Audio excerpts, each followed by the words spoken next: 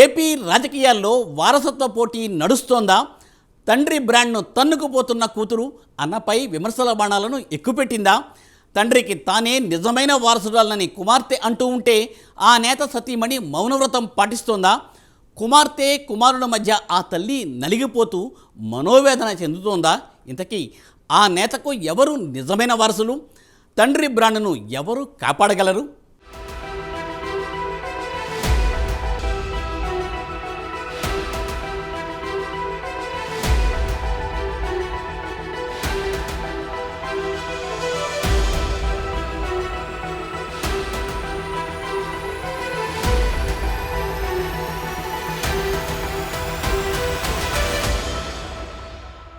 YS Rajasekhar Reddy Andhra రాజకీయాల్లో పరిచయం అవసరం లేని నాయకుడు. కాంగ్రెస్ పార్టీకి అన్నీ తానే నడిపిన నేత. వైఎస్ అకాల మరణంతో ఆయన వారసులు కాంగ్రెస్ను వీడారు.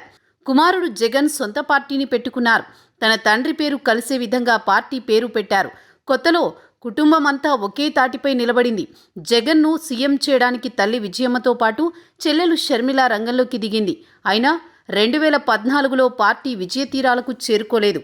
స్వయంగా వైఎస్ సతీమణి విజయమ్మ విశాఖ ఎంపీగా ఓటమి పాలైంది. తర్వాత పార్టీ కోసం జగన్కు తోడుగా చెల్లెలు షర్మిల నిలిచింది. ఎట్టకేలకు చంద్రబాబు చేసిన ఘోర తప్పులకు 2019లో వైసీపీ విజయం సాధించింది.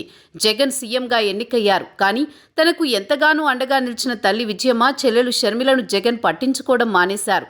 దీంతో షర్మిల తెలంగాణకే పరిమితమైపోయింది. వైఎస్ కుమార్తెగా తనకు అంతో ఇంతో ఇమేజ్ ఉందని భావించి తెలంగాణలో వైఎస్ఆర్ తెలంగాణ పార్టీని స్థాపించారు షర్మిల. పాదయాత్రలు చేశారు. కాంగ్రెస్ బీఆర్ఎస్ నేతలను తిట్టిన తిట్లు తిట్టకుండా దుమ్ము దులిపింది. ఎంతో హడావుడి చేసి చివరికి పార్టీని కాంగ్రెస్లో కలిపేసింది.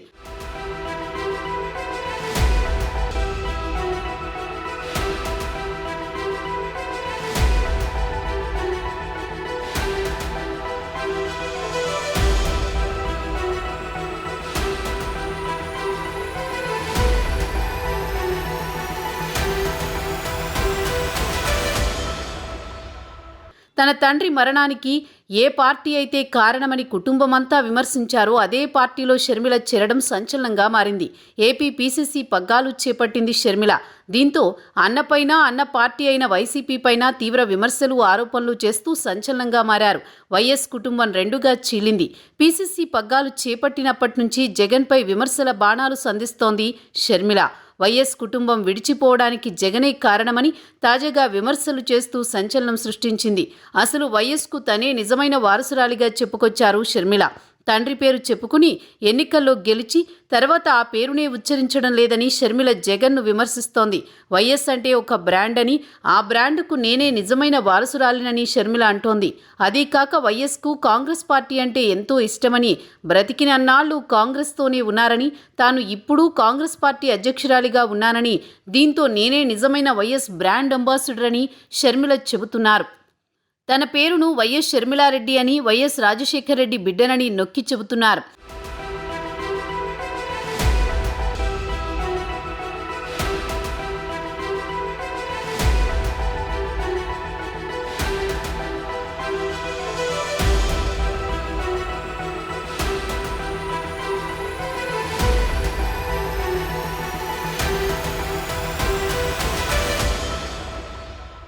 రాహుల్ గాంధీని ప్రధానిని చేయాలన్నది వైఎస్ బలమైన కోరిక అని, తాను తండ్రి ఆశయాన్ని నెరవేర్చడానికి కృషి చేస్తున్నానని చెప్పడంతో షర్మిల వైఎస్ బ్రాండ్ ఇమేజ్ను హైజాక్ చేస్తుందని రాజకీయ విశ్లేషకులు చెబుతున్నారు.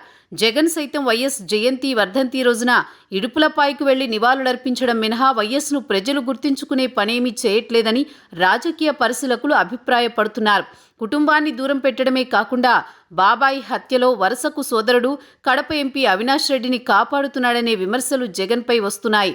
వైఎస్కు విశ్వసనీయత ఎక్కువగా ఉండేదని, జగన్లో ఏ కోసానాది కనబడ్డం లేదని ఇటీవల వైసీపీని వీడిన నేతలు అంటున్నారు.